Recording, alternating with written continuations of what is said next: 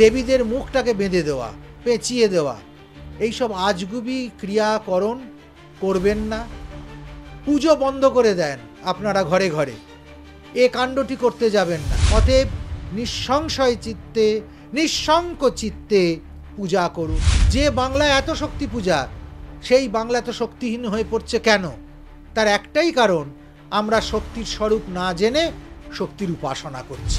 যে কোনো মনস্কামনা পূর্ণের জন্য এই অম্বুবাচী তিথিটাকে আপনারা আশ্রয় করতে পারেন। শাস্ত্রে কথাও বলেছেন, আম এবং দুধ মিশ্রিত করে দেবতার উদ্দেশ্যে, বিশেষ করে দেবীদের উদ্দেশ্যে দিলে আমাদের আর্থিক সমৃদ্ধি লাভ হয়, দেবতার কৃপা আমরা প্রাপ্ত হতে পারি।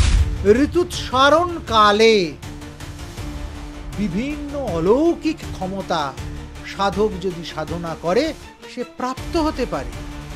এবং এই সময় যারা বিশেষ তপস্যা করবেন তারা বিশেষ ক্ষমতা পাবেন। জ্যোতি, ব্রতী, গৃহী, বানপ্রস্থী এবং সন্ন্যাসী আর বিধবা, এরা প্রত্যেকেই অম্বুবাচী করবার উপযুক্ত, এদেরকেই পালন করতে হয়।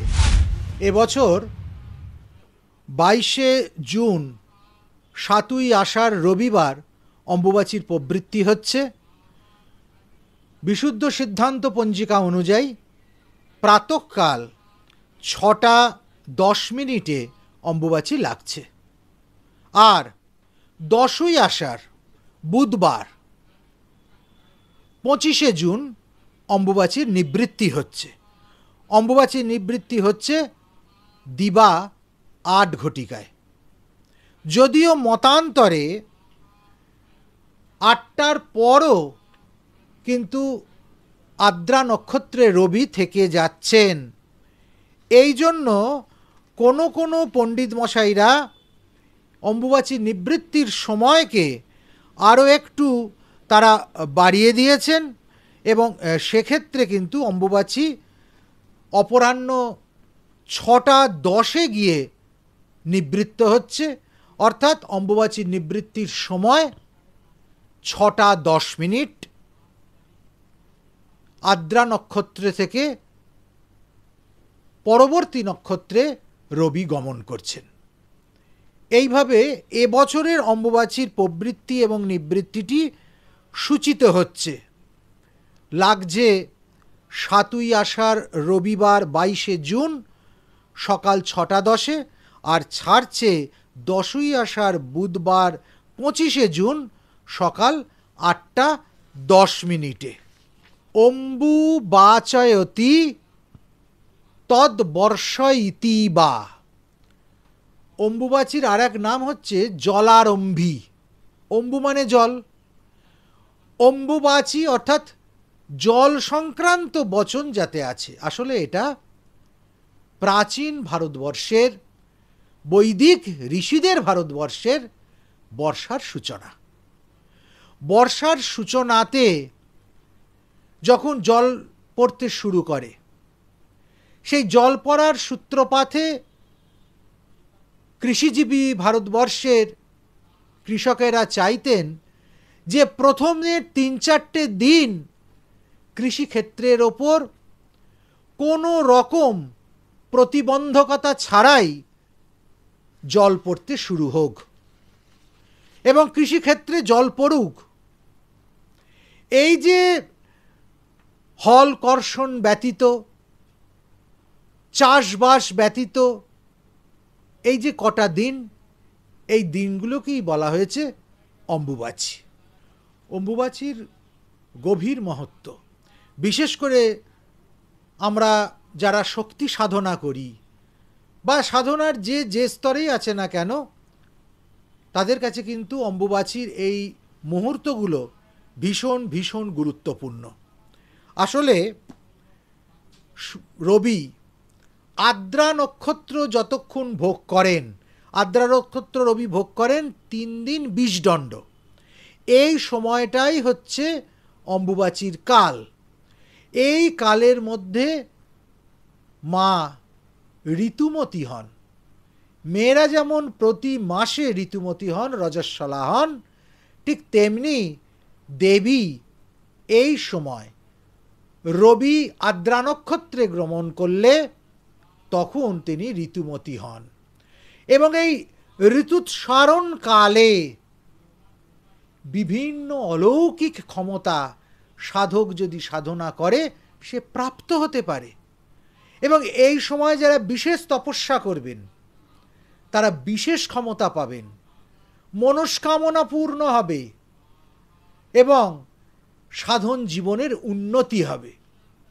এই জন্য যেহেতু এই সময় রজের প্রকাশ হয়, তাই কামাখ্যা মহামুদ্রা যে পীঠ, সেই কামাখ্যা মহামুদ্রা পীঠে দর্শন বন্ধ থাকে এবং লাল বস্ত্রের দ্বারা, রক্ত বস্ত্রের দ্বারা মায়ের মহামুদ্রা মহাপীঠটি আচ্ছাদন করে রাখা হয়।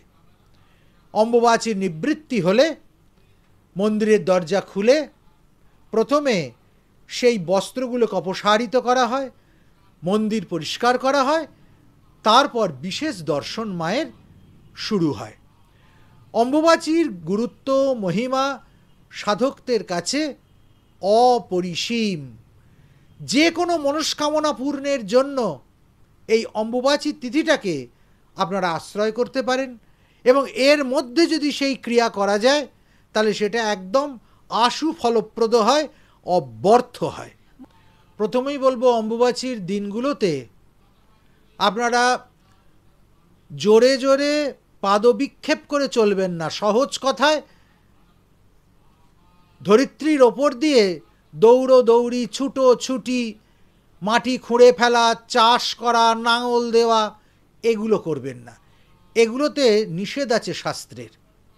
আবার শাস্ত্রে কথাও বলেছে ক্ষীর পান করতে। ক্ষীর অর্থে দুধ। দুধ পান করলে এই কটা দিন সর্প ভয় নিরোধ হয়। শাস্ত্রে কথাও বলেছেন আম এবং দুধ মিশ্রিত করে দেবতার উদ্দেশ্যে, বিশেষ করে দেবীদের উদ্দেশ্যে দিলে আমাদের আর্থিক সমৃদ্ধি লাভ হয়, দেবতার কৃপা আমরা প্রাপ্ত হতে পারি। অম্বুবাচীর আর একটা বৈশিষ্ট্য, এটা কেবল বিধবাদের উপবাস নয়।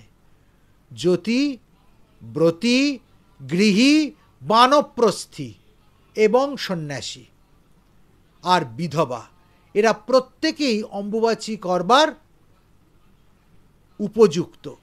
এদেরকেই পালন করতে হয়। যারা সাধারণ মানুষ, কেন এ কথাটা বলতে চাইছি, তারা মাথায় রাখবেন যে শাস্ত্রে বস্ত্র বেষ্টনে দেবতাকে রাখার করা আছে, কিন্তু বস্ত্র বেষ্টনে দেবতাকে রাখার কথা মানে এই নয় দেবতা তার মুখটাকে বেঁধে দেওয়া, এবং পারলে ক্যালেন্ডারে যদি কোনো দেবী মূর্তি থাকে সেটাকেও ঘুরিয়ে দেওয়া, কিংবা খবরের কাগজ দিয়ে দেবীদের মুখটাকে বেঁধে দেওয়া, পেঁচিয়ে দেওয়া। এইসব আজগুবি ক্রিয়াকরণ করবেন না।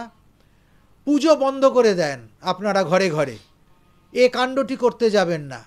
একদিন পূজা বন্ধ হয়ে গেলে দ্বিগুণ পূজা করতে হয়, দুদিন পূজা বন্ধ হয়ে গেলে চতুর্গুণ পূজা করতে হয়, আর 3 দিন পূজা বন্ধ হয়ে গেলে পুনঃপ্রতিষ্ঠা করতে হয়। অর্থাৎ সেই দেবমূর্তির মধ্যে দেবতারা আবেশই থাকে না।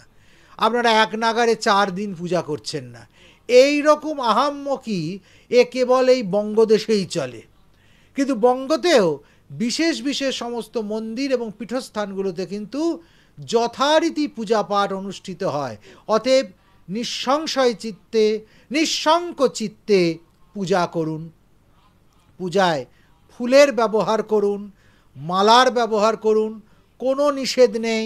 আপনার বাড়ির ঠাকুর দেবতাগুলো কখনোই কামাখ্যার দেবী কামাখ্যা নন, কামাখ্যা মন্দিরও আপনার ঘরের মন্দিরটা নয়, ঘরের পুজোর আসনটা আপনার কামাখ্যা পীঠ নয়। অতএব যেটা সেই মন্দিরের জন্য রীতি, সেটাকে আপনি ঘরে টেনে নিয়ে এসে দেবতাদের অবহেলা, অবমাননা, আজগুবি নিয়মের প্রবর্তনা এসব করবেন না। এবং এটা একটা ভুল বার্তা। মানুষ ভুলের দ্বারা, কুসংস্কারের দ্বারা চালিত হয়ে এই দুর্ঘটনাটি ঘটিয়ে চলেছে প্রতিবার। এতে দেবতার কৃপার থেকে অকৃপাই বেশি হবে, আপনি অভিশপ্ত হবেন। যে বাংলায় এত শক্তি পূজা, সেই বাংলা তো শক্তিহীন হয়ে পড়ছে কেন? তার একটাই কারণ, আমরা শক্তির স্বরূপ না জেনে শক্তির উপাসনা করছি। অতএব আপনারা এই কাণ্ডটি করবেন না। আর পক্কদ্রব্য গ্রহণ করবেন না। যারা ব্রত করতে চান, অম্বুবাচীর ব্রত, তারা অগ্নিপক্ক দ্রব্য বাদ দিন। আগুনের সঙ্গে সংযোগ করে যেসব খাদ্যগুলো তৈরি হচ্ছে সেগুলো খাওয়া চলে না। যে খাদ্যগুলো তৈরি হতে আগুনের সংস্পর্শ হয়েছে, আগুনের প্রয়োগ হয়েছে, সেগুলো ব্যবহার করা যাবে না। সেগুলো বাদ দিয়ে অন্য কিছু আপনি গ্রহণ করতেই পারেন, সে বিষয়ে কিন্তু কোনো নিষেধাজ্ঞা নেই। আর একটা ব্যাপার মাথায় রাখতে হবে, অম্বুবাচী কেবল বিধবাদের পালনীয় নয়। যে কোনো সদ্ব্রাহ্মণ, সন্ন্যাসী, জ্যোতি, ব্রতী, বানপ্রস্থী, 50 ঊর্ধ্বে যারা, তারা সকলে অম্বুবাচী করবার উপযোগী। এটা একেবারেই নয়, আমি তো বারবার বলছি, জ্যোতি, ব্রতী, গৃহী, বানপ্রস্থী, সন্ন্যাসী, তার মধ্যে তো পুরুষই বেশি। হ্যাঁ, সন্ন্যাসীদের মধ্যে এখনও পর্যন্ত মায়েদের সংখ্যা অনেক কম, তা বেশিরভাগই তো পুরুষ সন্ন্যাসীরা। ফলে নিশ্চিন্তে স্ত্রী পুরুষ নির্বিশেষে এই ব্রত পালন করুন। যতটা আপনার সামর্থ্য সেই অনুযায়ী করুন। ব্রতের স্বরূপ জেনে ব্রত করুন। দেবতাদেরকে একেবারে পেঁচিয়ে ফেলে চিৎপটাং করে দেবার অপপ্রয়াস থেকে দূরে থাকুন। পাড়ার মন্দির, ঘরের তাক, ঘরের মন্দির, এ সমস্তকে কুসংস্কার মুক্ত করুন। যথাবিহিত পূজার্চনা এই সময় চলবে। তবে হ্যাঁ, সংকল্পিত বিশেষ পূজা, শুভ কাজ, বিবাহাদি, এগুলো এই সময় করা যাবে না। এগুলোতে নিষেধ আছে শাস্ত্রের, এছাড়া আর অন্য কোনো নিষেধ শাস্ত্রে নেই। দেবীর এই সময় বিশেষ প্রকাশ, আপনারা দেবীময় হয়ে যান।